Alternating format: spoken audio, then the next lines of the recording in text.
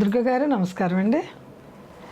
దుర్గ గారు, కలియుగంలో మానవ జన్మ ఎత్తి నామ పారాయణ వలన దేవుడి దగ్గరికి చేరుకున్న మహిళల గురించి మీరు చాలా అద్భుతంగా వివరిస్తున్నారు. ఈరోజు ఏ మహిళ గురించి చెప్తారు? మనకి ఒక ఆధ్యాత్మిక గురువు, మన గుంటూరు జిల్లా పక్కనే ఉన్న జిల్లెలమూడి అమ్మగారు. మొన్నమో చిత్తూరు జిల్లా గురించి చెప్పారు, ఈరోజు గుంటూరు జిల్లా గురించి చెప్తున్నారు. అబ్బా, అద్భుతం. జిల్లెలమూడి అమ్మగారు 1923 ఈ శతాబ్దంలోనే పుట్టారు. గుంటూరు జిల్లా దగ్గర మన్నవరం అనే చిన్న పల్లెటూరులో పుట్టారు ఆవిడ. ఆవిడ పసితనం నుంచి కూడా ఒక అందరితో కలిసి ఆడడం అలా కాకుండా ఒక పరధ్యానంగా దైవభక్తిలో అలా ఉంటూ ఉండేవారు. ఆవిడ చిన్నప్పుడే ఆవిడకి నేను మహిమలు చేస్తున్నాను అని తెలియదు ఆవిడకి, కానీ ఆవిడ దైవాంశ సంభూతురాలన్నమాట. ఒకసారి ఆవిడ్ని బాపట్ల భావనారాయణ గుడిలో చూడకుండా తలిపేసేసారట. ఆవిడ ఉండిపోయారు. గుడిలో ఉంటే తలిపేస్తారు. ఆవిడ ఏమి ఏడవడం అరవడం ఏం చేయలా, కూర్చున్నారు అందులోనే. మర్నాడు తలుపు తెరిచి చూస్తే ఆవిడ రాజరాజేశ్వరి అమ్మవారిలా కనిపించారట. అప్పుడు కూడా ఆవిడ నాకేదో మహిమలు ఉన్నాయని ఎవరికి చెప్పుకోలేదు. అలాగే ఆవిడ ఒకసారి ఒక పోలీస్ ఉద్యోగి ఆవిడ మెళ్ళో గొలుసు తీసేసుకున్నట్ట. పోలీసు తీసుకుంటే ఆవిడ తీసుకొని ఆయన కొంతమంది ఒకసారి దొంగలు లాంటి వాళ్ళు ఆవిడ ఆశ్రమానికి వచ్చిన ఆవిడతో అన్నారట, కొంతమంది అడిగి తీసుకుంటారు, కొంతమంది దౌర్జన్యంగా తీసుకుంటారు, పాపం ఇచ్చేయండి వాళ్ళకి ఏం కావాలో అన్నారట. అంటే ఆవిడ చెప్పేది ఏంటి అంటే, వీళ్ళందరూ కూడా నా బిడ్డలే, నేను వీళ్ళందరికీ తల్లిని, జిల్లెలమూడి అమ్మ, దైవాంశ సంభూతురాలు, వీళ్ళందరూ జిల్లెలమూడి అమ్మ అంటే ఇంటి పేరంట, జిల్లెలమూడి అమ్మ. అయితే ఆవిడికి కూడా 13వ ఏట మేనబావతోటి వివాహం అయింది. ఆయన పేరు నాగేశ్వరరావు గారు. మనము నిజానికి జిల్లెలమూడి అమ్మగారిని ఎంత మనము నమస్కరించుకుంటామో, నేను ఆయనకి కూడా మనం నమస్కరించుకోవాలి అని చెప్తాను. ఎందుకంటే ఒక భార్య ఒక సన్యాసిని కాకుండా గృహస్థుగా ఉంటూ వందల మంది వేల మందిని రోజు వాళ్ళని కనికరించడం, వాళ్ళకి ముద్దలు కలిపి అన్నం పెట్టడం, వాళ్ళందరి బాగోగులు చూడడం, తన పిల్లలతో పాటు ఒక భర్త భరించడం అనేది ఆవిడకున్న దైవత్వ లక్షణాలని ఆయన కూడా అర్థం చేసుకుని ఆవిడ్ని ప్రోత్సహించడం అనేది, అందుకని ఆయనకి కూడా మనం చాలా రుణపడి ఉన్నాం. నిజమండి. ఆయన కొడుకు కూతురు అందరూ కూడా చక్కగా ఆశ్రమాన్ని వచ్చిన వాళ్ళకి సౌకర్యంగా చూడడం. జిల్లెలమూడి అమ్మలో ఇంకొక గొప్ప ప్రత్యేకత ఏమిటంటే, ఏ బిడ్డ అయినా ఆకలితో రావచ్చు, కానీ ఏ బిడ్డ ఇక్కడి నుంచి ఆకలితో వెళ్ళకూడదు అనేవారు. అంటే ఇక్కడ 2 రకాల ఆకలితో రావచ్చు కానీ ఆకలితో వెళ్ళకూడదు. అందుకని ఎవరు ఆవిడ దర్శనానికి వచ్చినా, నాయన భోజనం చేసిరా అనేవారు. అది కడుపుకున్న ఆకలి. ఇంకొక ఆకలి ఏంటంటే దైవనామ స్మరణ, దేవుడి గురించి తెలుసుకోవాలి, దేవుడి గురించి సాధన, ఒక ధ్యానం, ఒకటి ఏదైనా ఒక మంచి విషయం తెలుసుకోవాలి అన్నట్టుగా ఆకలితో వెళ్ళకూడదు. అంటే ఏదో ఒక విషయాన్ని వాళ్ళు గ్రహించి నేర్చుకుని చూసి వెళ్ళాలి అని మనం పరమార్థంగా చెప్పుకోవచ్చు. భగవన్ నామస్మరణ. అయితే ఆవిడని చూసి ఒక గృహిణిగా ఉండి, ఒక అమ్మగా ఆవిడ చేసిన అన్ని ఆశ్రమాలు కానివ్వండి, అన్ని వేల మందికి భోజనాలు కానివ్వండి, ఆవిడకేమీ సంపద ఉన్న గొప్ప జమీందారు కాదు ఆవిడ, కానీ రోజు 1000 మంది 1000 మంది 10,000 మంది ఎలా జరిగేది. అంటే భక్తులు వచ్చేవారు, ఏదో తెచ్చేవారు, వండించేవారు, పెట్టేసేవారు. ఆవిడ్ని మీ పుట్టినరోజు 50వ పుట్టినరోజు అనుకుంటాను ఘనంగా చేస్తామంటే షష్ఠిపూర్తి ఆవిడ అన్నారట, నాకు నా బిడ్డలు 1,00,000 మంది తినేటట్టుగా తింటుంటే చూడాలని ఉంది నాయన, నాకెందుకు మిగతావన్నీ అని అన్నారట. అయితే ఆ చిన్న పల్లెటూరుకి 1,00,000 మంది వస్తారా, చేయగలమా అనుకున్నారు. కానీ అందరూ తలా ఒక పప్పు ఉప్పు అందరూ తెచ్చారు, వండుతున్నారు పెడుతున్నారు, వండుతున్నారు పెడుతున్నారు, 1,00,000 దాటిపోయారు. ఆవిడ ఆహారం సరిపోదేమో అంటే ఆవిడ ఒకసారి దాన్ని చూసి ముట్టుకుని, పెట్టండి వడ్డించండి నాయన అంటే, ఇంకా చాలా మందికి పెట్టగా మిగిలిపోతే దగ్గర ఉన్న మిగతా బీదవాళ్ళ దగ్గర అందరికీ వెళ్ళి పంచారట. అంత మహిమాన్విత వ్యక్తి అమ్మ. అక్షయ పాత్ర. ఆవిడకి నాకు మహిమలున్నాయి, నేను మహిమలు చేస్తాను, నేను ఎప్పుడూ ఏం చెప్పరు. మనలాగా మామూలు గృహిణిలాగా ఏదైనా చెప్తే అందరికీ ఉంటాయి కష్టాలు, నాకు ఉన్నాయిగా కష్టాలు, అని అనేవారు. అంటే కష్టం తీరిపోతుంది అని చెప్పడానికి ఆవిడ ఉదాహరణగా చెప్పేవారు. కాకపోతే సాధన చేస్తే సాధ్యం కానిది ఏదీ లేదు అని చెప్పేవారు. అది దైవభక్తి కానివ్వండి, మనకి ఉండే స్కిల్స్, నైపుణ్యాలు అంటాం కదా, అవునండి, ఏదైనా కానివ్వండి, సాధన చేస్తే సాధ్యపడుతుంది అని చెప్పేవారు. అలా చిన్న విషయాల్ని, అంటే మామూలుగా ఒక గృహిణి, ఒక ఇంటి పెద్ద, ఒక తల్లి ఏ విధంగా మాట్లాడి పిల్లల మనసులో మంచి పరివర్తన తీసుకొస్తారో, మంచి విషయాలు చెప్తారో, ఆ విధంగా ఆవిడ చక్కగా అందరికీ కూడా ఉపదేశం అనండి, ఆదేశం అనండి, ప్రవచనాలు అనండి, చిన్న విషయాల్లోనే చెప్పేవారు. ఆవిడేమి పుస్తకాలు రాయలేదు, ఆవిడేమి ప్రవచనాలు గొప్పగా చెప్పేవారు కాదు. మీరు నేను మాట్లాడుకుంటే నాకు ఏదైనా సమస్య వస్తే ఇలా చేయండి దుర్గ గారు అని చెప్పినట్టుగా అనుకోకుండా ఇండైరెక్ట్గా ఆదేశం అనేది ఆవిడ ఇస్తూ ఉంటారు. అంటే అన్ని దేవుళ్ళు ఆవిడలో ఉన్నాయి కాబట్టి అందరి ఆకలి తీర్చగలిగే తల్లిగా ఆవిడని పరిగణించేవారు. జిల్లెలమూడి అంటే అమ్మ ప్రేమ, అమ్మ భోజనం, అమ్మ లాలన. అమ్మ దగ్గరికి వెళ్తే చాలు, మనసు కడుపు రెండు నిండిపోతాయి. ఎంత బాధలో ఉన్న తల్లి దగ్గరికి వెళ్తే ఏమంటుంది, నాయన రారా పర్వాలేదు మంచి జరుగుతుంది, ఇప్పుడు అవన్నీ ఎందుకు, దా భోజనం చెయ్యి అని ఎంత లాలనగా సొంత తల్లి అంటుందో, ఆ దైవ శక్తి సర్వదేవతా స్వరూపిణి కాబట్టి ప్రతి బిడ్డని కూడా ఆవిడ అంత ప్రేమగా చూసేది అని చెప్తారనమాట. చిన్నప్పుడు 4 సంవత్సరాలు ఉన్నప్పుడు కొంచెం ట్రాన్స్లోకి వెళ్ళిపోయేవారట. అంటే దైవాతీతం, అంటే ఒక మానవాతీత శక్తి ఏదో ఆవిడని ఆవహించినట్టు. కానీ ఆవిడ ఎప్పుడు నేను మహిమలు చేస్తానని కానీ చెప్పేవారు కాదు, ఉండి ఉండి అలా ధ్యానంలోకి వెళ్ళిపోతూ ఉండేవారు. అయితే అమ్మకి ఉన్న ఇంకొక గొప్పతనం ఏంటంటే, ఆవిడకి ఏదైతే ఒక ఇల్లు ఉందో దాని పేరు అందరి ఇల్లు. మీరు ఉండొచ్చు, నేను ఉండొచ్చు, ఎవరైనా ఉండొచ్చు. ఈ వయోభేదం కానీ, వర్గభేదం కానీ, కులభేదం కానీ ఏదీ లేదు. ఎవరొచ్చినా నా బిడ్డలే అందరి.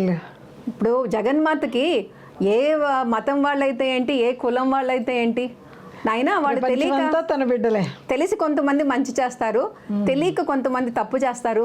వాడు నా బిడ్డడే, వీడు నా బిడ్డడే కదే అనేంత గొప్ప మనసున్న తల్లి జిల్లెలమూడి అమ్మవారు. అయితే వచ్చిన వారందరికీ రోజుకి 10,000 మందికి భోజనాలు పెట్టి మాతృ విద్యా పరిషత్ అని, మాతృ ఓరియంటల్ కాలేజ్ అనేసి ఆవిడ సంస్కృత పాఠశాలని కూడా స్థాపించారు. అందరికీ కూడా వేదాలు తెలియాలి, వేదాల్లో ఉపనిషత్తుల్లో ఉండే గొప్పతనం అందరికీ తెలియాలని చెప్పి ఆవిడ వాటిని స్థాపించడం జరిగింది. అలాగే మాతృశ్రీ మెడికల్ సెంటర్, ప్రతి వాళ్ళు ఆరోగ్యంగా ఉండాలి, ముందు శారీరక ఆరోగ్యం ఉంటేనే అనేక పనులు చేయగలరు అని మెడికల్ సెంటర్ పెట్టించడం. తర్వాత భర్త కొడుకు అందరూ కూడా ఆవిడ్ని ఒక దైవత్వం ఉన్న గురువు గారిగా కొలిచేవారు.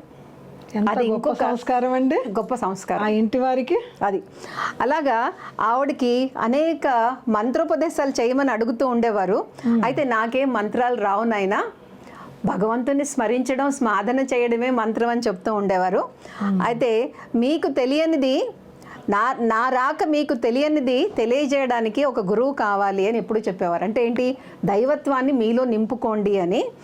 దుఃఖమే చైతన్యం, దేవుడు ఉన్నాడా, నీ మీద నీకు నమ్మకం ఉందా అని ఒకే సూత్రంతో ఉండండి అనేవారు. అంటే దేవుడు ఉన్నాడు లేడు అని సంశయం పెట్టుకోమాక అని ఆవిడ చెప్తూ ఉండేవారు. 3 అమ్మని చూస్తే మనము ముఖ్యంగా స్త్రీలు గ్రహించవలసింది ఏంటంటే, నేర్చుకోవాల్సింది ఏంటంటే, వివాహం అనేది ఆధ్యాత్మిక జీవనానికి అడ్డు కాదు.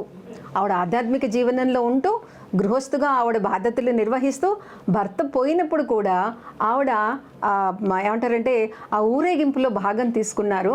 తర్వాత ఆవిడ అన్ని విషయాలు కూడా మామూలుగానే ఉండడానికి ప్రయత్నించారు. అంటే అటాచ్మెంట్లో డిటాచ్మెంట్ అని ఏదైతే భగవద్గీతలో వింటామో, ఒక బంధం వెళ్ళిపోయింది, ఒక వ్యక్తికి ముక్తి దొరికింది, నేనులాగానే ఉంటాను. ఆవిడికి అందరూ అనేక సలహాలు ఇచ్చేవారట.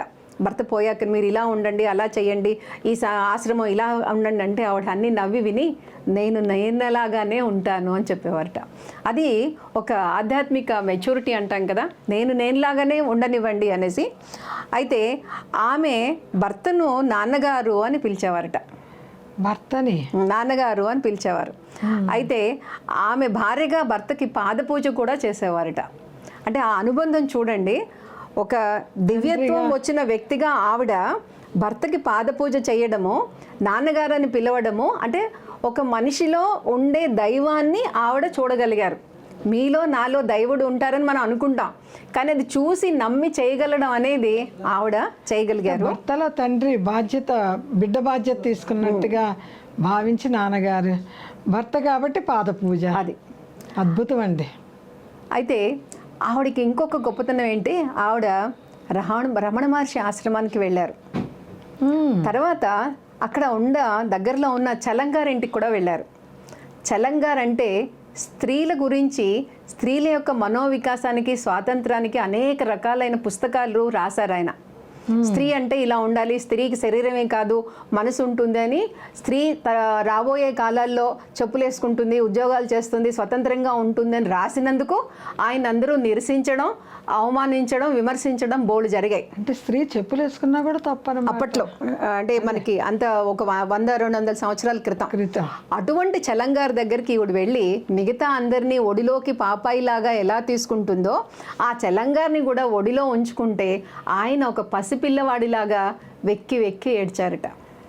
అంటే అంత మాతృత్వాన్ని ఆయన ఎడల కూడా చూపించగలిగారు. అటువంటి మహిళ ఒక దివ్యమూర్తి మన జిల్లెలమూడి అమ్మ. అంటే ఇంకా అమ్మే, అది మనకి ఎటువంటి కొడుకైనా సరే, అది చలం లాంటి వారు అనండి, మామూలు దొంగ లాంటి వాళ్ళు అనండి, అందరూ కూడా ఆవిడలోని ఆ మాతృత్వాన్ని చవి చూపగలిగిన దివ్యాత్మురాలు మన జిల్లెలమూడి అమ్మగారు. ఇంకొక విషయానికి వస్తే, జిల్లెలమూడి అమ్మగారు వాళ్ళ శిష్యుడి ఒక ఆవిడ దగ్గరికి వచ్చి పుస్తకాలు రాసే ఒక భక్తుడు చనిపోయారు. ఆయనకి మగపిల్లలు లేరు. అయితే ఆయన పేరు శ్రీపాదవారు అనుకుంటాను. ఆయన చనిపోయినప్పుడు వాళ్ళ అమ్మాయిని నువ్వే కర్మకాండలు చేయొచ్చమ్మా అని ప్రోత్సహించారు.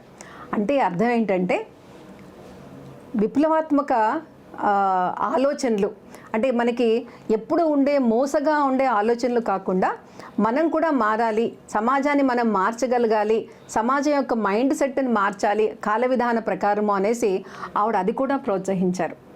ఇటువంటివన్నీ అనేక విషయాల్లో ఆవిడ చెప్పేది ఏంటి అంటే, వచ్చిన వాళ్ళందరికీ చిన్న మాటల్లో స్మరించండి, దైవాన్ని స్మరించండి, అందరినీ అమ్మలాగా చూసుకోండి, ధ్యానం చేసుకోండి.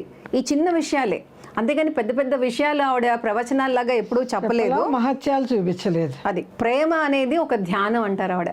అవతల మిమ్మల్ని నేను ప్రేమించడం దేవుణ్ణి ధ్యానించడం లాంటిది. అది ఒక మురికివాడల్లో ఉండే పిల్లవాడు కానివ్వండి, పెద్ద రాజకుటుంబంలో ఉన్న పిల్లవాడు కానివ్వండి, ఎవరైనా కానివ్వండి, ఆ ప్రేమ అనేది, తల్లి ప్రేమ అనేది చూపించడమే దేవుడికి మనం చేసే ధ్యానం అంటారు. భక్తులందరూ కూడా నా బిడ్డలు అనేసి ఆవిడ చెప్తూ ఉంటారు. అయితే ఈవిడ్ని అందరూ కూడా అవధూత అనేసి అంటారు. అవధూత అని అంటే మహిమలు కలిగిన వాళ్ళు. ఆవిడ ఎప్పుడు కూడా మహిమలు కావాలని ఎప్పుడు చేయలే. ఒకసారి అక్కడ పడిన మట్టిని తీసి ఎవరికో ఇస్తే అది చక్కటి సెంటు పరిమళం వచ్చేసిందిట. అయితే వాళ్ళకి అనుమానం వచ్చింట, అక్కడ ఏమన్నా సెంట్ పడి ఉంటుందేమో ఇంతకు ముందని అక్కడెక్కడో చెత్తకుప్పు పక్కన ఉన్న మట్టి తీసుకొచ్చి ఆవిడకి ఇచ్చారట. ఆవిడ ఇలా చూసి మళ్ళీ ఇస్తే అది కూడా అంత చక్కటి పరిమళం వచ్చింట. అంటే అవధూతలకి అనేక రకాలైన మహిమలు చేసే అవకాశం ఉంటుంది, కానీ అందరూ కూడా మహిమలు చేసి ఆకర్షించాలి అని ఎప్పుడు కూడా ప్రయత్నించారు. అవధూతలు కదండి, వాళ్ళకి అవసరం ఏముంది. అయితే ఒకసారి ఒక పిల్లవాడు ఉన్నట్టు ఆవిడ దగ్గర, ఒక భక్తుడు.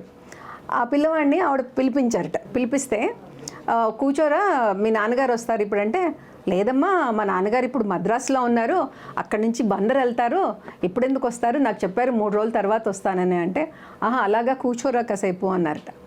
కాసేపు అరగంటలో ఈ అబ్బాయి వాళ్ళ నాన్నగారు వచ్చేస్తే ఈ పిల్లవాడు అన్నట్టు, అదేంటి నాన్న నాకు చెప్పలేదు నువ్వు వస్తున్నావని. అంటే ఆయన అన్నారట, నాకు తెలియదురా నేను వస్తున్నానని, ఇక్కడికి వస్తుంటే ఏదో ట్రైన్ గ్యాప్ వచ్చింది, ఆ ట్రైన్ ఏదో లేట్ అయింది, సరే వచ్చేసి ఒకసారి చూద్దామని ఇప్పుడే వస్తున్నాను నేను అని. అలా ఆవిడకి ఏంటంటే కాలజ్ఞానం, అందరి గురించి అన్ని విషయాలు తెలుసు, కానీ మహిమలు చూపించాలని ఎప్పుడు కూడా ప్రయత్నించలేదు. ఇటువంటివి అనేక రకాలైనవి ఆవిడకి మనము ఆవిడ దగ్గర చూస్తూ ఉంటాము. ఒకసారి ఎవరో వచ్చి ఆవిడకి ఒక పట్టు చీర బహుమానంగా ఇచ్చారట. సరే ఆవిడకి సర్వసంగ పరిత్యాగం, ఇస్తే కట్టుకుంటారు, ఇవ్వకపోయినా ఆవిడకి ఏమీ పెద్ద తేడా పడదు. అయితే అక్కడ ఒక కుక్కకి దెబ్బ తగిలింట. ఈవిడ కట్టుకున్న చీర కొంచెం చింపేసి దాన్ని మొహానికి కట్టేసి, దానికి ర్యాబీస్ ఏదో వస్తుంది, నీళ్లు తాగకూడదు, కుక్క చచ్చిపోతుంది నీళ్లు తాగితే, దాన్ని మూతికి ఇది కట్టే ఉంచండి అని చెప్పారట ఆవిడ. సరే అది అయిపోయింది. ఇంకెవరో మా అమ్మాయి పెళ్ళండి అని వెడ్డింగ్ కార్డ్ తీసుకొచ్చారట. ఈ ఇచ్చిన పట్టు చీర అమ్మాయికి బొట్టు పెట్టి ఇచ్చేసారట. అంటే దేని మీద అటాచ్మెంట్ డిటాచ్మెంట్ ఆవిడకి అందరూ సమానమే, అన్నీ సమానమే. అలా అనేక రకాలుగా మనం ఆవిడ యొక్క జీవిత చరిత్ర కానివ్వండి, ఆవిడ గురించి అందరూ చెప్తుంటే చూస్తుంటే ప్రపంచంలో తల్లి ప్రేమని, ఒక లాలన్ని, ఒక మంచితనాన్ని పెంచడానికి వచ్చిన దివ్యాత్మ అవతార స్వరూపం అనేసి మనం చెప్పుకోవచ్చు. ఆవిడ మీద అనేక రకాలైన భజనలు కానివ్వండి, ప్రవచనాలు కానివ్వండి ఉన్నాయి. అవన్నీ చదవడం మూలన ఒకటే సందేశము, లవ్ ఆల్ సర్వ్ ఆల్. అంటే వీలైతే అందరినీ ప్రేమగా చూడండి. ఏదైనా మనం పెట్టగలిగింది, ఒక అది భోజనమా ఇంకొకటైనా అందరినీ పెడితే దేవుడు మనల్ని చక్కగా కరుణిస్తాడు అని ఒక చిన్న సందేశాన్ని ఆవిడ ఇస్తారు మనకి. అంటే మీరు చెప్పిన విషయాల్లో నాకు అర్థమైందంటే ఏమిటంటే కలియుగంలో కేవలం నామపారాయణ వల్లనే తరించవచ్చు. తప్పకుండా సందేశం ఆవిడ జిల్లెలిముడు అమ్మవారి ఇచ్చిన సందేశం ఏంటంటే సమాజానికి అద్వైత బోధ, అందరం ఒకటే, అమృత భాష అంటే ప్రేమ. అలాగే అంతా మీరు చేస్తున్నారు అనుకోండి, దేవుడు అనేవాడు ఉన్నాడు, ఆయన ద్వారా మనం చేస్తున్నాము, మనుషులకి ప్రేమ చూపించండి, కరుణ చూపించండి అని ఆవిడ సందేశం మనకిస్తారు. మహిళల్లో కూడా ఇంత మంచి భక్తురాళ్ళ గురించి మీరు చెప్తున్నారంటే చాలా సంతోషంగా ఉందండి. జ్ఞాన సంపదని మనకి ఆవిడ ఇచ్చి వెళ్ళారు. మనందరం కూడా ఆవిడ చెప్పిన చిన్న మాటల్ని, ధ్యానాల్ని, ప్రేమని అందరితోటి మనం పంచుకోవడం అనేది ఆవిడ సందేశంగా తీసుకోవాలి.